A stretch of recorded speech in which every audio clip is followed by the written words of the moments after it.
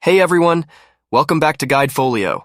If you're new here, don't forget to hit that subscribe button and the bell icon so you won't miss our upcoming tutorials. Today I'm going to show you a straightforward technique to remove the background from an image using Canva. Without further ado, let's dive right in. First, open up Canva in your browser or desktop app and click on the Create a Design button on the top right. For this guide, I'll demonstrate how to remove a background from a logo, so I'll choose Logo Design. Next, drag and drop your image onto the blank canvas. I'll be using this logo image as an example.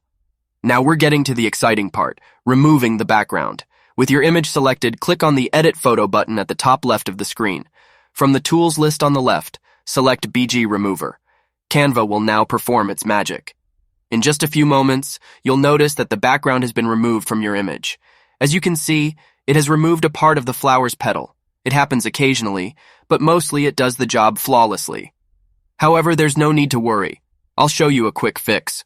Go to Draw and click on the color square. Then click on the plus sign under Document Colors. Click on the color picker and select a color close to the missing part of your image. Remember, you want to pick a color that will blend seamlessly with the missing spot. Once you've chosen the appropriate color, click on the pencil tool.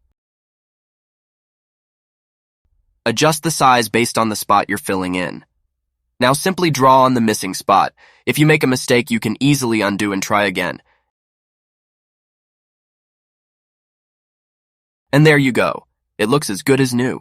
That's a simple and easy way to remove and repair backgrounds from your images using Canva. Lastly, go to File.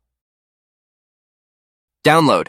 Make sure the file type is PNG and the transparent background option is selected. Download the file and you are all done. Hope this video was helpful.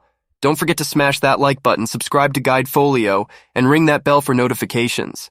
If you have any questions or feedback, leave them in the comments below. Thanks for watching.